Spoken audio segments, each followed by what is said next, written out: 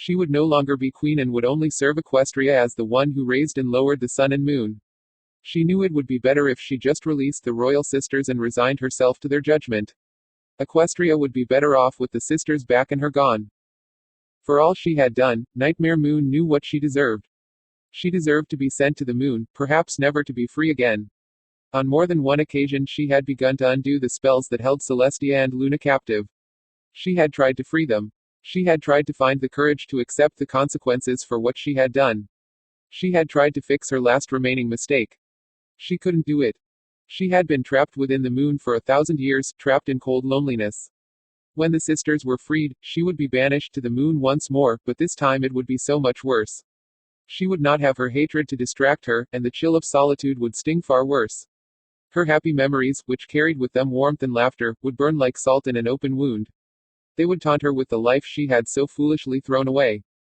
The worst part was that, if she was ever able to return from the moon, she would return to a world where she knew no pony except the royal sisters. She would never be able to see her friends again, never again be able to embrace twilight. She would be alone, and she would still be hated. Maybe, that was what she deserved. But she didn't want to go back to the moon. Nightmare Moon ruminated on her own weakness, only to be drawn out of the vicious cycle of emotions and thoughts. Her keen hearing picked up on distant hoofsteps, a single echoing sound amid the castle's painful silence. They were drawing closer, and, from the sound of the hoofsteps, it sounded like the pony was running. Nightmare Moon did not linger to meet the pony. Instead, she became a cloud and drifted up to the ceiling. She hid amongst the glinting gems that elegantly depicted the nighttime sky and waited for the pony she expected to see. Every morning since the children of Nightmare had been freed, Twilight Sparkle had come to the castle. She would call out for Nyx and wander the halls for hours. She would only give up in the early afternoon when her empty stomach forced her to retreat back to Ponyville. Nightmare Moon yearned to answer Twilight's calls, but her guilt was too great. She could not face Twilight, not when it was her magic keeping Celestia and Luna trapped in the sun and moon. It was better if Twilight just forgot about her, and that was why Nightmare Moon hid. Twilight was searching for Nyx, but Nightmare Moon knew there was no Nyx to be found. The hinges of the throne room doors creaked as they opened, and the sound of hoofsteps echoed across the interior of the throne room. Nightmare Moon expected it to be like the previous mornings. Twilight would arrive and start calling out to her. Yet when the owner of the hoofsteps called out, it wasn't Twilight's voice Nightmare Moon heard.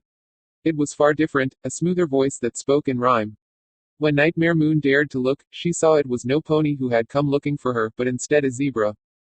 "Where in these halls do you hide, Nightmare Moon?" Zecora shouted. "I must speak to you about impending doom." Nightmare Moon debated answering Zecora's call for a moment. Twilight might have become sneakier and sent another pony in her place. Zecora, however, seemed honestly worried. So Nightmare Moon called on a little spell that would make it seem her voice was coming from everywhere in the room at the same time.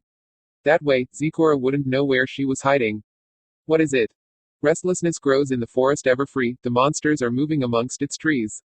Their hungry bellies groan and grumble. They march this way, making the ground rumble. I was forced to flee their advance, but I fear Ponyville has no chance. The monsters are leaving the ever-free forest." Nightmare Moon echoed, making sure she had understood Zecora's rhymes. "That is what I said, it is the utter truth, the beasts come to sat their pony Sweet Tooth." Realizing that Zecora was dead serious about the threat, Nightmare Moon rematerialized her normal body right where she was in the air. She dropped down, landing with a thud against the throne room floor. Zecora jumped, but recovered quickly from Nightmare Moon's sudden appearance. "Why would they leave the ever-free forest now?" Nightmare Moon asked. The monsters remained amongst the trees in fear, hidden from the Princess of Day's celestial sphere. But now Celestia has been away far too long, the lingering scent of her magic is no longer strong. The monsters see their chance now that she is gone. They seek to rampage with their hunger and brawn. Nightmare Moon lowered her gaze, cursing to herself quietly. Just another thing she had done to cause pain to the ponies. Equestria would have been better off if she had never been resurrected. It would be safe, and she wouldn't have to deal with the painful guilt that twisted in her chest. "I'm sorry, this is my fault. I did not come to watch you wallow, Nightmare Moon, nor to pour verbal salt in your still fresh wound," Zecora said firmly. "I came here to speak and persuade, to ask our once dark queen for her aid." Nightmare Moon turned away from Zecora and began to walk back to her throne. "What do you expect me to do? I am Nightmare Moon. I don't fight against monsters, I am one." Zecora ran around to Nightmare Moon's side. Despite the difference in stature, Zecora stood firm and spoke with a scolding tone. You are a crying child, and that is putting it mild. Nightmare Moon arched her head back like she had just been slapped in the face. Did Zecora just call her a crybaby? Nightmare Moon wasn't sure, but she furrowed her eyebrows all the same. Do I look like a filly to you? You can say, nay, all day and can protest what I say. But you act like a filly who wet the bed. You have done everything to hide your head. You brought back the sun and freed your cult, but that does not make you an adult. You keep the royal sisters locked away, to avoid the punishment for stealing the day. Celestia and Luna you should have released before Ponyville was beset a horde of beasts. Have you ever been sealed in the moon? Nightmare Moon asked, her voice rising to a shout.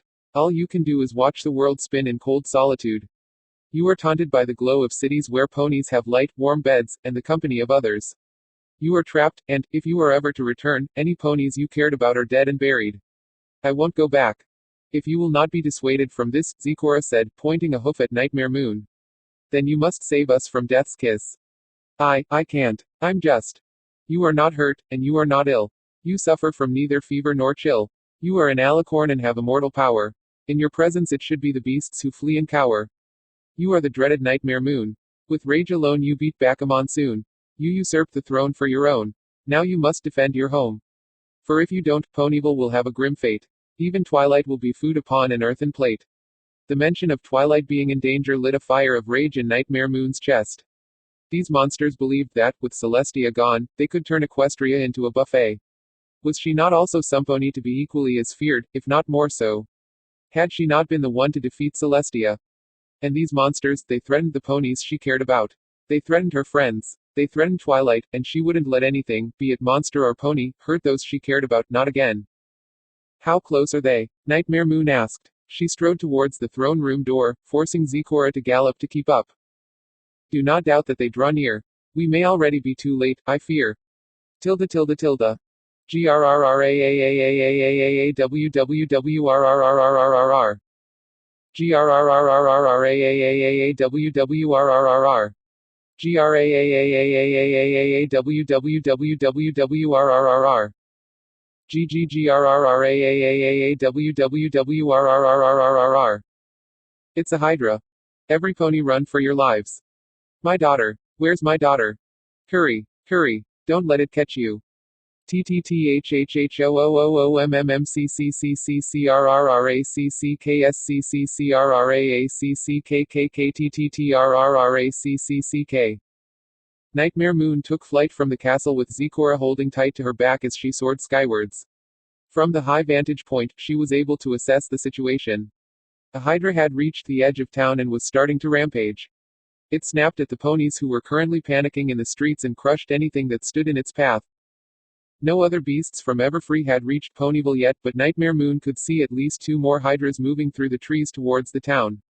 The multi-headed monstrosities were infamous for enjoying the taste of ponies. Having seen all she needed to see, Nightmare Moon folded her wings and dropped out of the sky like an attacking hawk. She plummeted, waiting until the last moment before spreading her wings again. She slowed her descent enough that she landed with a firm thud against the stone of Ponyville's streets, though she remained on her hooves and unhurt. Get as many ponies as you can to the castle. It's the safest place right now, Nightmare Moon told Zecora as she kept her eyes focused on the Hydra in the distance. I will direct all I can and ask them to pass the word. To the castle all of Ponyville will be spurred, Zecora replied. She jumped down from Nightmare Moon's back before starting to shout at any pony who would listen. In but a few moments, the flow of the panicked crowd was redirected. The populace of the town raced to the protective embrace of Nightmare Moon's castle.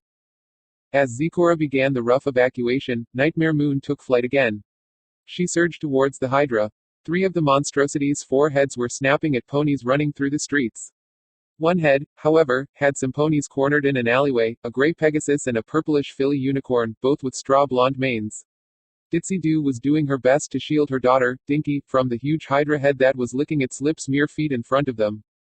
Ditsy Doo would have normally flown away and carried her daughter to safety, but one of her wings was ruffled, a sign she had injured it. The injury was not bad enough that she couldn't fly, but flying quickly was out of the question. She wouldn't be able to pick up Dinky and get away before the monster snapped its jaws down on them. The Hydra head moved in a little closer, grinning at its first pony meal of the day. Ditsy Doo took an anxious step back but otherwise held her ground. She had her wings spread and her body lowered. She was trying to look as strong as possible, a natural defensive instinct, even though she had no chance of scaring the monster away. Licking its lips one final time, the Hydra decided it had waited long enough. It brought its head back, the muscles in its neck coiling and tensing as it opened its jaw wide. It was mere seconds from striking out, from enjoying the taste of a pony for the first time ever. Yet, before it could attack, something dropped down on the Hydra's head, smashing its jaw into the ground. The thing that had landed on top of the Hydra was Nightmare Moon. She had dropped out of the sky like an anvil, using her own weight and momentum to smash the Hydra's jaw into the ground. It was, at best, a small diversion, but that's all she needed. With a single fluid motion, Nightmare Moon took flight again as her mane stretched out to pick up Ditsy and Dinky. With the mare and filly safely in the embrace of her magic, Nightmare Moon soared skyward and, when at a relatively safe distance, set the two down on her back. "Are you two okay?" Nightmare Moon asked as she glanced over her shoulder and leveled off. Yes, we're fine," Ditsy replied through the tears in her misaligned eyes while she smiled and hugged Dinky tightly. "Can you fly and carry her?" Ditsy nodded. "Yes.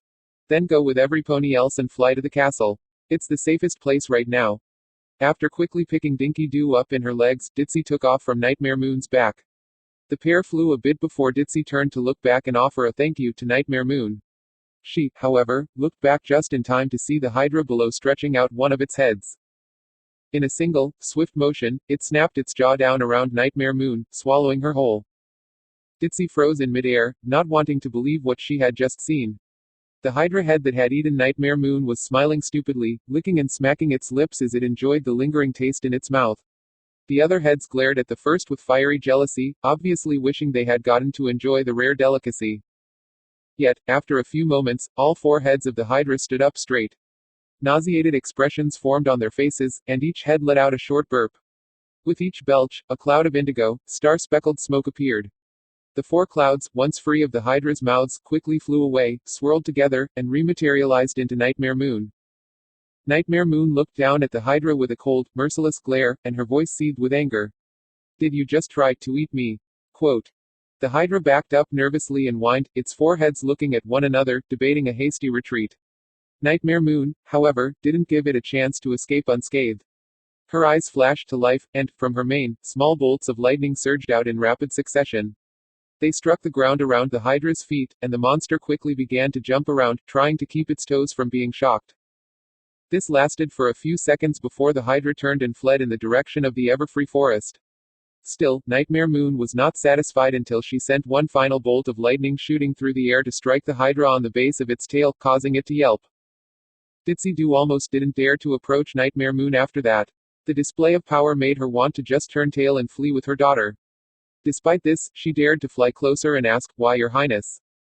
"You don't have to call me that," Nightmare Moon said as she turned to face Ditsy Doo. "I'm not your queen anymore.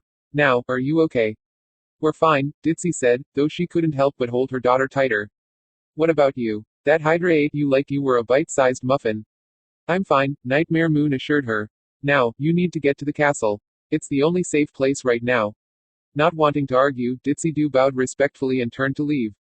Dinky Doo also offered a thank you. She twisted around in her mother's legs so she could smile and wave. The small gesture brought a smile to Nightmare Moon's face, and she couldn't help but wave back. It was a short-lived moment. The sound of crashing trees and wood drew Nightmare Moon's attention back to the task at hoof. In the time Nightmare Moon spent fighting the first Hydra, the rest of the creatures that were coming out of the Everfree forest had reached Ponyville. There were Hydras, Cerberi, Scorpios, but the worst that Nightmare Moon could see were the Lupus miners racing through the streets of Ponyville. "Horse feathers, there are too many to fight one at a time," Nightmare Moon cursed to herself. She flapped her wings and began to circle above Ponyville while assessing the situation. She could easily handle any of the monsters one-on-one with the full extent of her magic, but, while she was fighting one, the other monsters would have free rein to attack, injure, and eat other ponies. If she was going to save as many ponies as possible, she needed to fight all the monsters at once. She'd need to draw their attention away, so the residents of Ponyville could flee. But she couldn't be in that many places at once. Or could she? For a moment, Nightmare Moon remembered how she had infiltrated Celestia's castle, how she had become a whole group of soldiers. She could divide herself, divide her magic, and face down every monster at the same time. It would let her protect the most ponies. Yet there was a danger to it. The more Nightmare Moon divided herself, the more vulnerable she would be. Her strength, resilience, and immortality were caused by the sheer amount of magic she, as a full-blood alicorn, could contain. It meant she had more than enough magic to divide herself, but the more she divided herself, the weaker and more vulnerable each piece would be.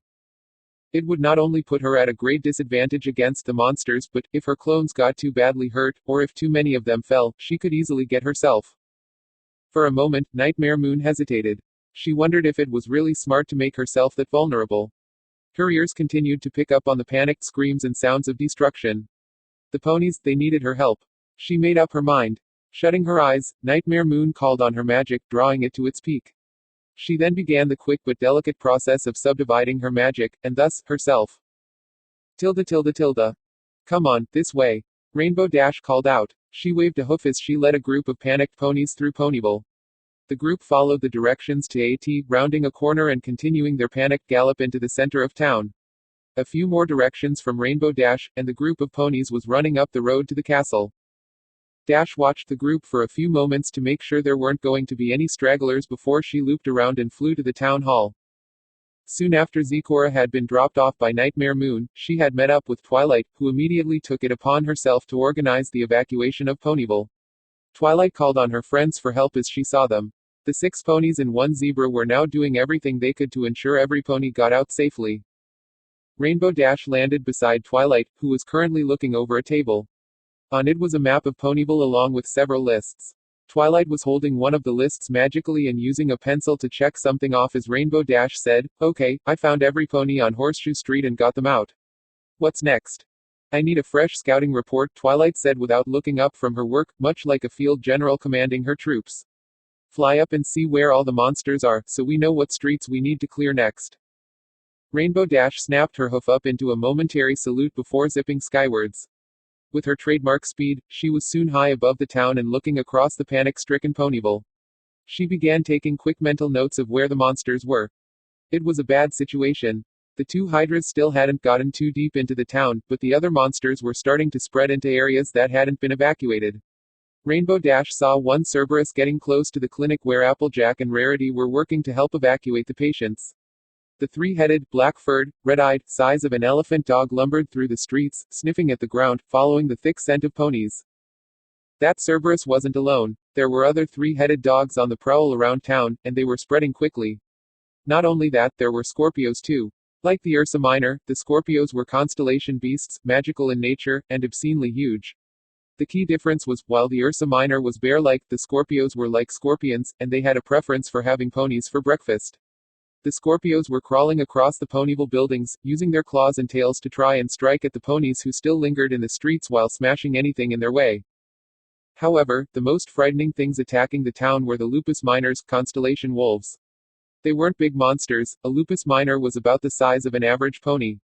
What they lacked in size, however, they made up for in ferocity and speed.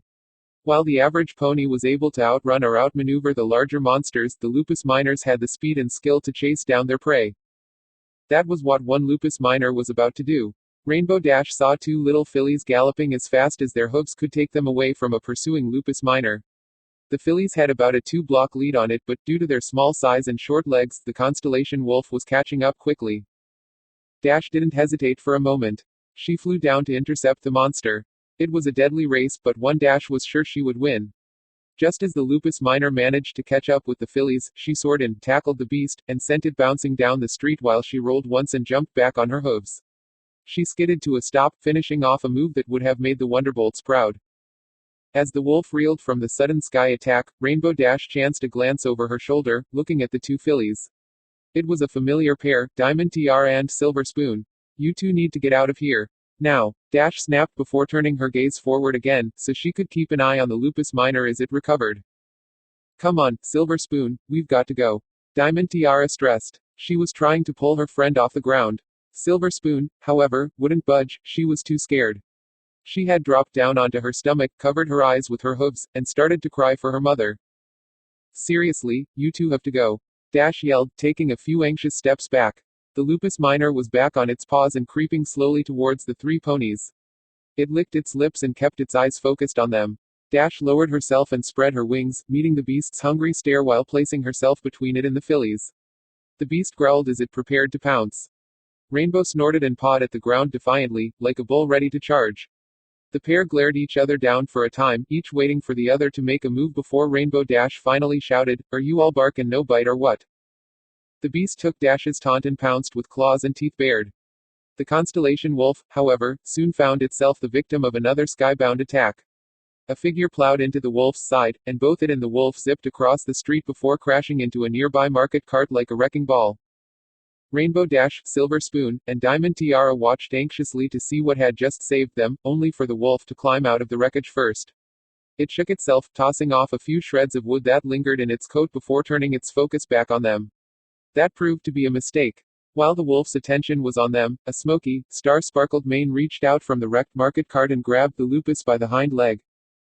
The lupus miner was then promptly flung down the street, its starry body crashing into a cart full of hay. At the same time, another figure pulled itself out of the wrecked market cart near Rainbow Dash. Nightmare Moon winced a bit as she folded her wings. She moved to the center of the street and positioned herself in front of Rainbow Dash. "Get them out of here," she ordered while keeping her eyes focused on the far end of the street. The lupus miner was crawling out of the hay wagon, and, after growling, it began charging down the street again. "Now!" Nightmare Moon snapped as she unfurled her wings and stood to meet the constellation wolf's charge. Dash's bewilderment ended with Nightmare Moon's shout. She scooped up the fillies, carrying Silver Spoon on her back and holding Diamond Tiara in her front hooves as she flew skyward. She kept flying until she was sure she was at a safe distance, and, only then, did Rainbow Dash look back. What Dash saw almost made her drop Diamond Tiara. There had to be dozens of Nightmare Moons all across town. The copies fought and distracted the many different monsters as the town's residents fled in the direction of the castle. Rainbow Dash would have likely stayed there, if only to count all the Nightmare Moons she saw, but the crying and fussing fillies she was carrying reminded her what she had to do. She would take Silver Spoon and Diamond Tiara to safety, but only after she told Twilight what was going on. Tilda. Hurry, Rarity, we've got to get all these here patients out of the clinic. I am doing my best to hurry, Applejack, Rarity replied, but we can't forget the medicine they need. Much like the unplanned sleepover the pair had at Twilight's, Applejack's and Rarity's conflicting personalities were surfacing. Initially, the two had worked together flawlessly. Applejack had gotten straight to the important task of helping Nurse Redheart load the patients into a wagon that she was going to pull with the help of Big Macintosh, who was already hitched to the front. Rarity, on the other hoof, had used her eye for detail to gather any and all medical supplies they would need to make sure the patients didn't get any worse once they reached the castle. Each had been able to focus on their own, equally important, tasks. Now, however, with time running short, tensions were beginning to flare. "Girl, get that flank of yours in gear," Applejack shouted. She had just helped the last patient, a pony with a busted-up leg, into the wagon and was now waiting for Rarity to finish getting the last of the medical supplies. "We don't know how long before the monsters." Thrrrack. Applejack turned her head to the side abruptly, the loud crashing noise drawing her attention. For a moment, it seemed like the sound hadn't come from anywhere, but, as Applejack listened, another crash reached her ears. That second crash was followed a few moments later by something bursting through the wall of a nearby shop, charging across the empty street, and slamming into the buildings on the other side. "Horse apples," Applejack cursed, seeing that the thing that had just busted through a wall was a Cerberus. "Big Mac, start pulling the cart." "Yup," was all her older brother said back before he put his weight into the hitch. The cart budged and began to roll down the street, but it moved painfully slow. Rarity came galloping out of the hospital just in the nick of time, and she jumped into the cart just as it began to roll away. "I thought you were going to wait." Rarity half whined. She set down the medical supplies she had been fetching and looked over the edge of the cart so she could glare at Applejack, who was trotting alongside. "We were, but that was before that Cerberus came barreling through the side of a building." "A Cerberus?" Rarity gasped, looking back to see the three-headed dog, only for another gasp to escape her throat. What is it? Did we forget Sumpony?" Applejack asked, turning to look at the Cerberus. That was when she noticed that the Cerberus hadn't just barreled through the side of a building because it felt like it. The beast had been fighting with something and had tackled it through the building before slamming it with bone-shattering force against a wall on the far side of the street. It was this same something that now lay limply on the ground, and it looked awfully familiar. "What in the hay is Nightmare Moon doing here?" Rarity moved to the edge of the wagon, preparing to jump down. "I don't know, Applejack, but we have to help her." "Help her? Why exactly should we help her?" Applejack half shouted as she skidded to a stop. Rarity jumped from the cart, and, after a graceful landing, she trotted over beside Applejack. Because, she began as she used her magic to gather some banners from a nearby business, she needs our help. Or, perhaps you would like to tell Twilight that we let Nyx get eaten. Rarity's sentence became punctuated with a small, magical pop as she transfigured the banners into a strong, sturdy length of rope. Applejack opened her mouth to protest, but, after a few moments, she cursed and stomped her hoof. Shoot, right. Still, I'll be the one doin' the helpin'. You go with Nurse Redheart and make sure them injured and sick ponies get to the castle safely. I'll do my best to help out here. And you promise you'll be okay? Rarity asked. Take it from the element of honesty, no overgrown mutt's gonna get the better of this rodeo pony. Besides, they need you more than I do. Rarity nodded and set the rope on the ground beside Applejack. All right, but do be careful. I will, Applejack replied. She watched Rarity run to catch up with the cart before looking back down the street at the Cerberus. She lifted a hoof to her head and gave her hat a gentle tap to make sure it was secure before she tied the rope Rarity had made around her tail. Once she was ready, Applejack took a moment to focus herself. She took a single, deep breath and released it before galloping down the street. As she ran, she began working and spinning her tail, forming her lasso into a perfect circle in the air above her. Nightmare Moon was lying limply on the ground next to the wall she had been smashed against, and the Cerberus was just about to dig into the first pony meal it had ever gotten a chance to enjoy. Its center head reached out, fangs dripping with saliva. Applejack didn't let the monster get a taste of her. She tossed her lasso, and the loop of the rope soared around the center head's muzzle. Applejack then stopped, took the rope in her teeth, and pulled, causing the lasso's loop to shrink. The rope forced the Cerberus's mouth shut, and, before the beast could properly react, Applejack pulled hard on the rope, turning the beast away from Nightmare Moon. With she and the Cerberus now facing one another, Applejack resumed her galloping charge while keeping her rope in her teeth. The Cerberus also charged, its attention now fully focused on the pony who dared to attack it. The center head of the beast still had its jaw shut tight by the lasso, but the creature's other two heads were more than willing to bite down on Applejack if given the chance. Applejack wasn't about to give the monster that opportunity. When the Cerberus was close enough, Applejack leapt up into the air. The timing of the jump allowed her to put her momentum to good use. She landed on top of the Cerberus's center muzzle and jumped off it like it was a springboard. The second jump allowed her to land on the creature's back, where Applejack proceeded to spin around and bite down hard on her rope. She then pulled back, drawing the rope taut and using it to keep herself on the monster. Come on, little doggy, let's see how ya do against a rodeo mare. Applejack grunted out around the rope in her teeth, and the Cerberus was more than willing to put her to the test. It began to buck like a rodeo bull, trying its best to dislodge the pony who was standing on its back. It was a fight the Cerberus was destined to win. While it bucked and tossed for several seconds, the Cerberus's center head struggled against the rope around its muzzle. The rope held for a time, but, eventually, the strain proved too much and it snapped.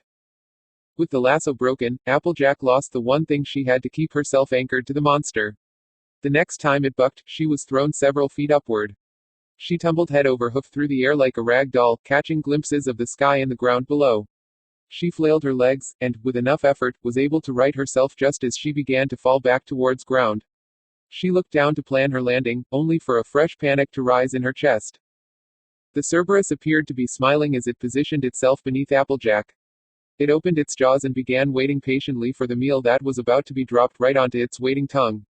However, in fighting Applejack, the Cerberus had forgotten about the opponent it had been contending with earlier. Nightmare Moon charged down the street and threw herself into the Cerberus's gut like a hoofball linebacker. The three-headed beast stumbled, whining from being hit in the stomach and having the air knocked from its lungs. Nightmare Moon, however, didn't continue her assault. Instead she looked up, and, with careful positioning, she caught Applejack on her back. Are you okay? Nightmare Moon asked. I reckon I am, she replied as she tried to stand up on Nightmare Moon's back. Applejack, however, put her hoof down on a tender spot, causing Nightmare Moon to wince and grit her teeth. But it looks like you aren't, Applejack added. She jumped down to the ground, so she wouldn't hurt Nightmare Moon anymore. It's nothing, just a bruised rib. Bruised rib. Now wait an apple-pickin' minute. I thought you were like the princesses, and aren't they immortal? We're immortal because of the amount of magic inside us. But, right now, I've split myself and my magic amongst a number of copies. Each is still fairly powerful, but, with my magic divided as it is, I'm more vulnerable. I guess that makes about as much sense as anything else. How many copies of yourself have you made? A few dozen, enough to distract and fight most of these monsters and buy some time for every pony to escape, Nightmare Moon replied. She watched as the Cerberus recovered from being tackled in the gut. I've gotten a few of the monsters to flee back to the Everfree Forest, but there are still so many of them left. How do we get rid of them? They're here because they've realized Celestia's gone, and they thought they could make an easy meal out of the ponies here in Ponyville. We need to show them otherwise. I get ya. We put up too much of a fight, they start figuring we ain't worth the trouble, Applejack said, tapping the top of her hat to make sure it was secured.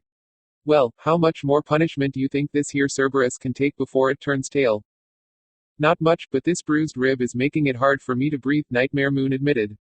These Cerberi aren't anything like their mother, the guardian of Tartarus. Still, even if they are pups, they put up a good fight. Applejack smiled, gathered up what remained of her rope and tied it into a fresh lasso. Well, don't you worry none. The two of us together will whip this dog back to the hills. Tilda tilde tilde. One of the Nightmare Moon clones banked, staying aloft as she looked over the monster-ravaged Ponyville. The evacuation was continuing slowly. A lot of ponies had gotten out into the castle, but there were still a lot who needed help. The monsters had spread all across town, leaving pockets of ponies trapped or fleeing for their lives. So far, no pony had been hurt.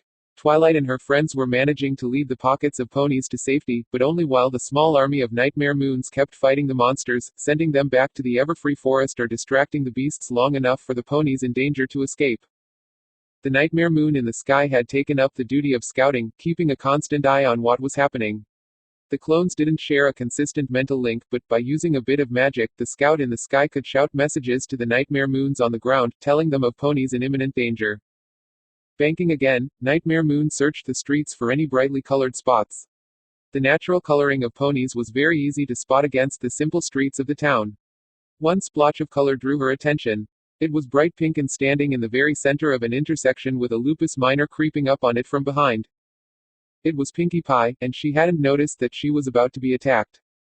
With no time to alert any other of the clones, the Nightmare Moon in the sky tucked her wings in and went into a dive, rushing to save Pinkie Pie herself.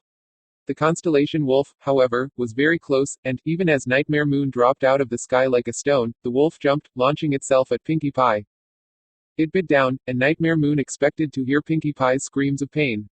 Instead, Pinkie Pie burst apart in an explosion of confetti and streamers. The first explosion was then followed by a second, which filled the intersection with a green cloud of smoke. Spreading her wings wide, Nightmare Moon managed to slow her quick descent and land just outside the cloud. Then, after planting her hooves firmly on the ground, she beat her wings. The bursts of air she produced carried the cloud away, allowing her to see what remained of the strange double explosion. The lupus minor was passed out on the ground, fast asleep. What Nightmare Moon had believed was Pinkie Pie was actually one of the training dummies from the castle's guard room. Stepping forward, Nightmare Moon gently nudged what remained of the fake fabric pony. It was during her investigation of the strange doppelganger that she felt the street beneath her hooves shift. She stepped to the side and was surprised to see part of the street standing up. It was Pinkie Pie, the real one this time. She had been hiding in a low hole while wearing some fake dirt and stones. It was a perfect disguise, so perfect, in fact, that Nightmare Moon hadn't even realized she was standing on top of a pony. Ah, only got one that time, Pinkie Pie said like a fishermare complaining about the size of her catch. Nightmare Moon blinked a few times, her brain having some difficulty understanding what was going on. Pinkie Pie. Yepperoonie, she replied happily. What is this? A distraction, Pinkie Pie answered proudly. When Twilight was giving every pony something to do, I asked what I could do, and she wasn't sure at first. But then she thought of something and told me about all these training dummies she saw in your castle. So she said I should make some surprises for the monsters because I have a special talent for being a distraction and making distractions. But isn't that silly? Pinkie Pie continued with a giggle. I mean, my special talent is throwing amazing parties, not being a distraction. Still, these mean monsters don't deserve a party, so I decided to try what Twilight suggested. I ran and got some of these fake ponies and filled them with my patented confetti and streamer surprise. Then Rainbow Dash said I should make the fake ponies a prank and fill them with some sleeping powder from the joke shop. Pinkie Pie began picking up pieces of the dummy. And I was like, whoa, that is such a great idea, so I did it. I've been leaving my special surprise ponies all over town to distract the monsters, and, whenever any of those nasty monsters bite down on one of my surprise ponies, they get confetti, streamers, and sleeping gas. Do you need any help? Nightmare Moon hesitantly asked. Nope, I got this. But just so you know, you can tell my fake ponies from the real ones by their flanks. None of my surprise ponies have cutie marks. That, and they're made of fabric, but that's kind of hard to see from a distance. These dummies are really lifelike. Nightmare Moon couldn't keep herself from laughing a little. Well, keep up the good work then. You too, Queen Nixie, Pinkie Pie chirped before running down the street with the remains of the exploded dummy. It was a sight that made Nightmare Moon just shake her head and smile. She took flight and, once she was back in the air, spread the word to the other clones, telling them about Pinkie Pie's decoys. After that, whenever any of the clones saw a cloud of green smoke and confetti shoot up from Ponyville's streets, they would crack a smile. Yes, the world could be ending, but Pinkie Pie would still be Pinkie Pie. Tilde tilde tilde. Cheerilee's muscles and lungs were burning as she started to reach the end of her endurance. When the monster attacks started, she had come across a Scorpio entering a park. While her first instinct had been to turn tail and run in the opposite direction, she soon noticed the monster had seen some of her students. The fillies and colts were playing in the park and were unaware of the looming danger. Thus, her love of children rose to full force, and Cheerilee galloped to the park and jumped right into the path of the Scorpio. She hopped around, waved her hooves, and probably made herself look partially demented, but it had done the trick. She distracted the orange-colored constellation monster, drawing its attention away from the children and to her. Cheerilee then ran and, for a while, had managed to stay ahead of her hungry pursuer. Panting heavily, Cheerilee rounded a corner and chanced a glance back. It was, however, a poor time for her to look over her shoulder. On the street ahead, a vegetable cart had been overturned, and its contents were spread across the street. Cheerilee's hoof landed on top of a carrot, and, with a yelp, she rolled her ankle and toppled forward. Cheerilee hit the ground hard, and the impact knocked the wind from her lungs and made her vision swim. Knowing what was pursuing her, she forced herself back onto her hooves and attempted to continue fleeing. She, however, winced the moment she put weight down on her front right leg. She had sprained her ankle badly, and, despite the adrenaline in her system, it hurt too much to put any real weight on the injured joint. Looking back, Cheerilee saw the Scorpio round the corner. The arachnid constellation beast snapped one of its pony-sized claws threateningly. It advanced down the street, approaching Cheerilee as the school teacher backed up, limping each time she was forced to put weight on her sprained ankle. Unable to escape, she could only watch as the Scorpio drew closer, looming over her as it opened one of its terrible pincers. Cheerilee could only shut her eyes, swallowing nervously as she muttered a small prayer, hoping that, if she was going to die for protecting the children, it would at least be over quickly. Aaaauggghhhhhh. Cheerilee's eyes snapped open, and her vision was filled with black, swirling indigo and stars. She backed up a few steps, and an audible gasp escaped her throat when she realized that Nightmare Moon was being held in the Scorpio's pincer, a pincer that should have been squeezing down on her own body. Nightmare Moon grunted, kicked her legs, and flapped her wings as she struggled to free herself. The Scorpio was bewildered for a moment to find such a large pony in its grip, but then its mouth began to clatter eagerly. It drew Nightmare Moon close, preparing to take its first bite from her. Not eager to be eaten twice in one day, Nightmare Moon called on her magic. With a sharp snap, a small bolt of lightning struck the creature where its pincer joined its arm. The joint sizzled and turned black under the strike, and the Scorpio dropped Nightmare Moon with a pain-filled hiss before retreating back a few steps. Nightmare Moon managed to twist herself in the air enough to land on her hooves, and, with her horn glowing, she grabbed hold of the Scorpio's tail. She lifted the insect constellation beast into the air and began to swing it around in a circle. Round and round she swung the Scorpio, building up momentum before releasing her hold on the beast. It flew through the air in a high arc like a well-thrown Olympic hammer. It flew clear of Ponyville and eventually crashed down back inside the distant Everfree forest, scaring a number of birds from the trees. Don't you ever try to lay a claw on my teacher ever again. Nightmare Moon barked at the beast, even though it was far out of earshot. She then fell to her knees, panting heavily as a few tremors ran through her body, signs that she was becoming acquainted with her latest injuries. Cheerilee moved up beside Nightmare Moon the moment she dropped to her knees. She opened her mouth to ask if Nightmare Moon was all right, only to be interrupted by a similar question. Are you okay, Miss Cheerilee? Nightmare Moon asked. Yes, I am. Thank you, she replied, though her voice was shaky, not from facing Nightmare Moon but from how she was acting. The Queen Cheerilee knew was a monster, that's what all the old stories said. But, a monster wouldn't have saved her from a Scorpio like that, or asked if she was okay while ignoring her own injuries. Good, I'm glad I got here in time, Nightmare Moon said before taking in a deep breath. She then grunted, gritted her teeth, and forced herself back onto her hooves. She stumbled a few times and would have fallen over if Cheerilee hadn't rushed to her side and lent what little support she could. I mean, Nix, you're hurt, Cheerilee said. We need to get you to Nurse Redheart, and there's no time, Nightmare Moon replied just as she was finally managing to stand on her own four hooves. There are other monsters that I have to take care of, but first, I need to make sure I get you to the castle. But I'll be okay, Miss Cheerilee, I promise. Almost every pony has made it to my castle, and the monsters have started to flee back to the Everfree Forest, at least the ones that I haven't tossed back out myself, Nightmare Moon reassured her. It will be okay, but I can't rest yet. Now, you can't run anywhere on that ankle. I'll fly you to the castle, but then I have to go back out to help clear out the rest of the monsters. With that, Nightmare Moon's horn glowed, and she lifted Cheerilee up onto her back. While Cheerilee obviously didn't like the thought of Nightmare Moon doing anything in her injured condition, she didn't protest. She instead just gave a thankful smile and a nod and did her best to stay balanced on Nightmare Moon's back as she spread her wings and took flight. Tilda. Nightmare Moon leaned against a nearby building, closing her eyes as she took a moment to rest. The fight for Ponyville was still being waged, and, while the other clones of her continued to fight, this one copy needed a moment to rest. She had just beaten a Cerberus back to the Everfree Forest, but the fight hadn't been one-sided. It had taken a lot to force back that one Cerberus, and, if not for the building she was leaning on, Nightmare Moon would have been too weak to even stand on her own hooves. And, if a predator is good at anything, it's sensing when its prey is weak. A low growl caused Nightmare Moon to open her eyes, and she saw that she was surrounded by a trio of lupus miners. Nightmare Moon strained, trying to find the strength to face these new enemies, but she couldn't. She was too tired. She needed more time to rest, though it was time the lupus miners were not going to allow her. Shutting her eyes again, Nightmare Moon hung her head.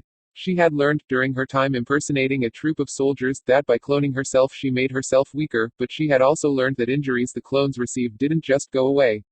Each wound would have an effect on her real body when she made herself whole again, though the effects would be dulled. Major injuries on a clone would become minor injuries for her real body, but, if a clone died, Nightmare Moon feared what that would do when she made herself whole again. She would be the first clone to fall, but that was okay. She guessed she, as a whole, could survive if a few clones were lost, though it would put her in pretty bad shape when she became a single mare again. Still, if losing those clones meant she protected more ponies, then it was worth it in the end. Yes, losing one clone would be alright. She could stand losing one. The lupus miners seemed to sense Nightmare Moon's surrender. One licked its chops while the others sneered and inched closer. Their muscles began to tense, they were preparing to pounce on their injured prey. Don't you dare. Nightmare Moon's eyes snapped open, turning her head to the source of the voice. It was a voice that was strong, firm, and commanding, but it was one she knew. It was a voice that was normally soft and gentle, and it belonged to the most compassionate and gentle pony in Equestria. It was Fluttershy's voice. She was standing between the lupus miners and Nightmare Moon, and she was furious. I don't care how many of you there are. I don't care how big your fangs are or how sharp your claws are. You will not, I repeat, will not hurt her. You got that? The lupus miners took an anxious step back, glancing between each other. One of the three wolves, however, found courage to face Fluttershy. It started to inch towards her, and it growled. Fluttershy, however, was unfazed. She turned her gaze upon the wolf, and opened her eyes wide. The orbs became as hard and cold as steel. The wolf froze up almost immediately, rigid as stone. It was the stare, and Fluttershy wasn't holding back. Now, Fluttershy began as she stepped towards the wolf that had dared to approach her until barely an inch separated her nose from its own. You are going to take your two friends here, go back to the Everfree Forest, and I never want to see you in Ponyville again. The lupus miner wilted, whimpered, and glanced over at the other two constellation wolves, who offered no support. Well, what are you waiting for? Shoo. With that simple word, the three constellation wolves bolted and ran back towards the Everfree Forest with their tails between their legs. Fluttershy kept her hardened gaze fixed on the wolves until they were several blocks away before she softened and allowed herself to return to her usual, caring nature. You didn't have to do that, Nightmare Moon grunted out as Fluttershy turned around. And you didn't have to help us fight back the monsters, Fluttershy replied with a gentle smile. She took flight and hovered in the air near Nightmare Moon's head. But you did, and, because of you, a lot of ponies are safe. I'm really proud of you, Nix. Nightmare Moon looked away from Fluttershy, instead focusing on the ground. Hasn't Twilight told you? I don't like being called Nix. Really? Fluttershy asked. She calls you that all the time. Nightmare Moon refused to meet Fluttershy's gaze for a time, but eventually she couldn't stop herself from looking up. She does. Even after everything I've done and how I treated her, Twilight still calls me Nyx. Fluttershy nodded. She still thinks of you as her Nyx. She thinks that, deep down, you're not a bad pony, and I'm starting to agree with her. You're not a bad pony, Nyx. You've just made some bad decisions. Bad decisions, now that's the understatement of the millennium, Nightmare Moon grunted. She groaned and struggled to ease her weight off of the wall she had been leaning against. Her first try failed, but on the second Nightmare Moon managed to stand without aid. Only then did she look back to Fluttershy. Answer me this, how many bad decisions can a pony make before she is a bad pony? It doesn't matter how many. If a pony is willing to apologize and do what's right to fix her mistakes, then she's never a bad pony. You're a good pony, Nyx, and do you want to know why? Why? Because only a good pony would have come out here and faced down an army of monsters to protect the ponies she cares about. You are kind as always, Fluttershy, the kindest pony in Equestria. This time, however, you are being too kind, but I appreciate your words nonetheless, Nightmare Moon said before sucking in a deep breath and spreading her wings. Now, I cannot ask you to keep the monsters away as I rest. I will retreat to the town square for now, and, when my strength has returned, I will fly out again. There aren't many monsters left, Nyx. You should just rest and let us handle it. I cannot, and I will not let you put yourselves in danger fixing my mistake. This monster attack is my fault, and I will do whatever I must to set it right, once I've caught my breath. Nightmare Moon took flight with those final words, and Fluttershy watched her join a few other clones before heading towards the center of town. Fluttershy let out a sigh and shook her head. Oh Nyx. Tilde. The monster attack was finally drawing to a close as noon rolled around. All the ponies in Ponyville had been evacuated, the last few stragglers had been cleared out an hour before. The only ponies who remained were Twilight and her friends, who were staying behind to help the many Nightmare Moons fight off the remaining monsters. And at 10 minutes past noon, the last Hydra was chased out of town. The four-headed monstrosity was running back into the forest like a crying baby, leaving in its wake a trio of Nightmare Moons who hovered in the air alongside Rainbow Dash. Yeah, you better run. Dash called out before she snickered to herself and looked back at the three copies of Nightmare Moon, who all looked significantly worse for the wear than her. Come on, let's go meet up with all the other yous back at the town hall. The Nightmare Moons nodded and banked to follow behind Rainbow Dash on the flight back to the center of town. There, just outside of town hall, the small army of Nightmare Moons had gathered. The three clones flew to join the crowd while Rainbow Dash landed by her friends, who were on the veranda just outside the front door of town hall. Last Hydra sent packing, Dash proclaimed proudly.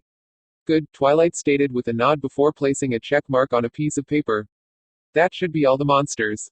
Still, Rainbow Dash, I want you and Fluttershy to sweep through town and make sure everything is clear. I don't want to bring any ponies back here until we're sure that all these things are gone. What about us, Sugarcube? Applejack asked. You take Rarity, Zecora, and Pinkie Pie and head up to the castle. Tell every pony there that we think all the monsters are gone and that it should be safe to come back fairly soon. And what about you? I'll stay here until Fluttershy and Rainbow Dash have finished sweeping the town, and then I'll meet you at the castle with them and Nyx, Twilight assured as she stepped away from the table which had been her command center throughout the long morning. All her friends nodded, and each quickly headed off to their assigned tasks while Twilight moved towards the crowd of Nightmare Moon clones. Are there any monsters left? The closest of the clones asked. No, I think we got them all. You can pull yourself back together now. All the Nightmare Moons nodded, and each turned into an indigo cloud before all the clouds gathered together into a single mass just a few feet in front of Twilight. It only took a moment for that single cloud to materialize into Nightmare Moon, and, a moment later, she collapsed to the ground with a painful whinny. Nyx. Twilight yelped before quickly rushing over to her side. Are you okay? Nightmare Moon coughed and struggled to pull herself off the ground. I'm fine, it's just, when my copies came back together, all the injuries my clones received are now affecting me. All the injuries, Twilight exclaimed, and Nightmare Moon just nodded before pulling herself off the ground. Now, every injury she had endured was clearly visible to Twilight, and it made her lift a hoof to her mouth in shock. Nightmare Moon's body was littered with cuts, she wasn't able to put weight on her front right leg, and one of her wings hung limply at her side. On top of it all, Nightmare Moon's breathing was labored, as if every breath caused pain to shoot through her body. We've got to get you to Nurse Redheart right away, Twilight said firmly. Nightmare Moon took a few gingerly limped steps away from Twilight. No, I'll be fine. You'll need me here in case there are more monsters. No, I'm sure we got all of them. You should get to the castle and lie down before you. Twilight. The shout drew Twilight's attention skyward, and she saw Rainbow Dash and Fluttershy flying towards her in a rush. What is it? She called up to them. There's one left, a lupus, but it's way bigger than the others. Rainbow Dash shouted while waving her hooves above her head. Where is it? It's coming this way, Fluttershy answered while pointing a hoof. Twilight turned her head in the direction Fluttershy was pointing and felt the blood in her veins turn to ice. Charging down the street towards her and Nightmare Moon was a lupus, but it was not a lupus minor. No, this was a full-grown lupus major, a constellation wolf as large as Nightmare Moon and 4 times as ferocious as the smaller, younger lupus minors that had been terrorizing Ponyville. The beast barreled towards them like a runaway locomotive, closing several blocks distance at a speed that rivaled even Rainbow Dash's. The 2 Pegasi in the air were shouting for Twilight and Nightmare Moon to get out of the way, and Twilight couldn't deny her first instinct was to run. Then Twilight glanced over at Nightmare Moon. She was barely able to stand and probably couldn't fly. There was no way she could get away, and Twilight wasn't going to leave Nightmare Moon alone with the wolf. She wasn't going to abandon her again. Unwilling to flee, Twilight furrowed her eyebrows and put herself directly in front of Nightmare Moon. She lowered herself down and began to call on her magic in preparation for a fight. She was, after all, a unicorn that had handled an Ursa Minor, and the Lupus Major, while more vicious, was a lot smaller. The Lupus Major was almost upon her, but Twilight was ready. She'd wait for the creature to leap up, and then she'd catch it in her levitation magic and throw it back down the street. It wasn't easy to levitate things so big, but she knew she could do it. She wouldn't let an overgrown wolf lay a paw on her daughter. Twilight gritted her teeth as the lupus got close enough to pounce, and the constellation wolf threw itself into the air in a grand, arcing lunge. It was baring its fangs, and its claws were extended, ready to grab hold of Twilight and tear into her flesh. Twilight was just about to unleash her spell when a cloud of indigo shot past her, snapped at the wolf like a whip, and knocked it back several feet. Get out of here, Nightmare Moon ordered Twilight, I'll handle this. No, I'm not. This isn't a discussion, Nightmare Moon bellowed as her mane flared. Before Twilight could shout another protest, the mane had lashed out and encased Twilight as well as Rainbow Dash and Fluttershy. Nightmare Moon's eyes glowed white, and 3 bright flashes emanated from inside her mane. She had sent the 3 mares away to safety, they were gone, and, as Nightmare Moon panted from the exertion of magic, she turned her attention to the Lupus Major. It was slowly walking towards her with a murderous intent in its eyes, and she met its glare with her own. Tilda tilde tilde. Twilight blinked, shook her head, and tried to grasp what had just happened. One moment she saw Nightmare Moon getting attacked, but then her vision had been blocked with Nightmare Moon's mane. The next moment, Twilight was looking out over Ponyville. Where, what? Twilight stammered as she looked around. She, Rainbow Dash, and Fluttershy were at Nightmare Moon's castle, standing on top of the gatehouse. The gallows that Twilight had almost been hung from had been removed, torn straight from the wall, giving Twilight a clear view of Ponyville below. Dash recovered from the teleportation spell and jumped into a hover. How the hay did we get here? Arg. It was Nyx. She must have teleported us away from the fight.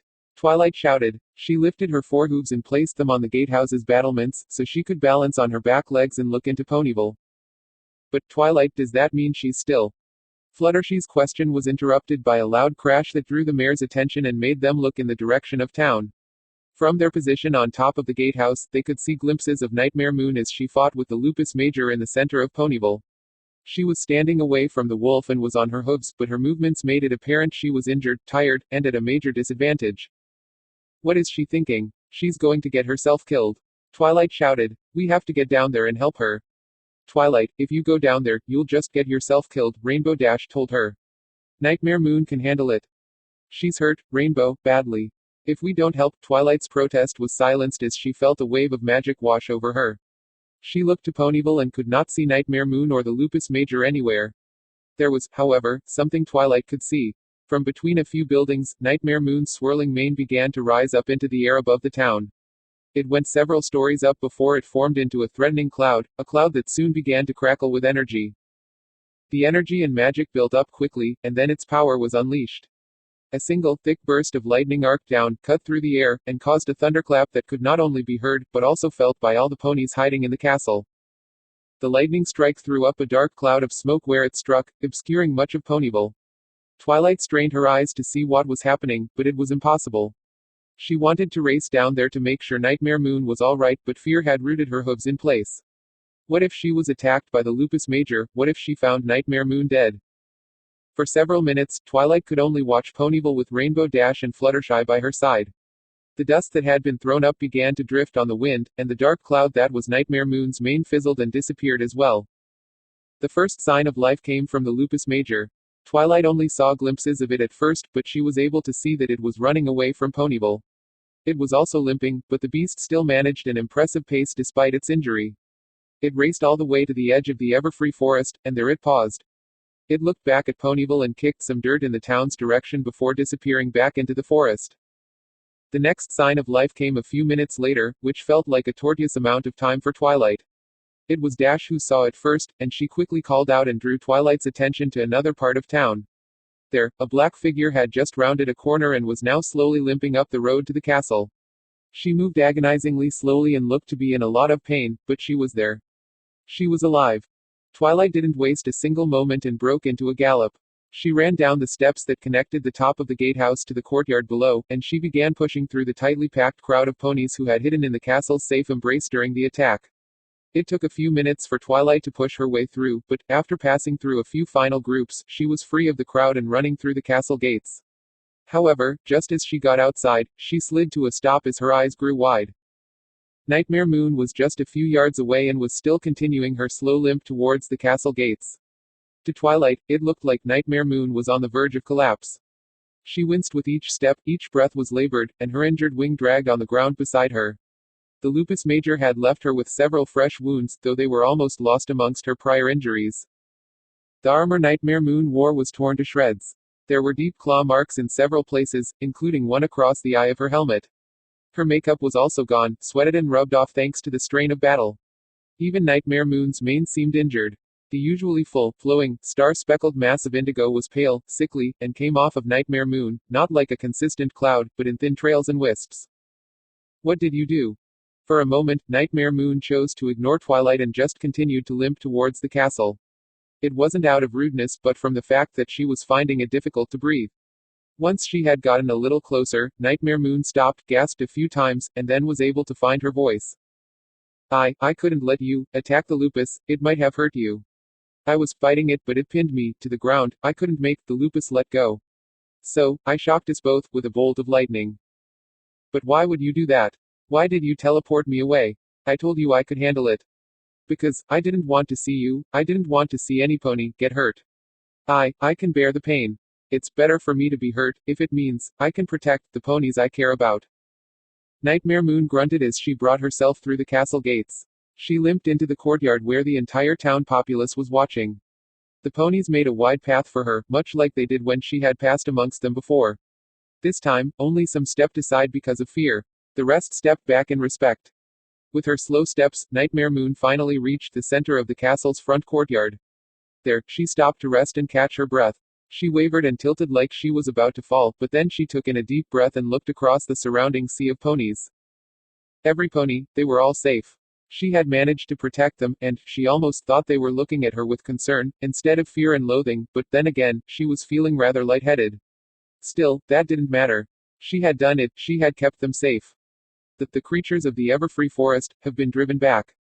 Ponyville is safe, and you may return to your homes, Nightmare Moon called out, trying to give her voice strength.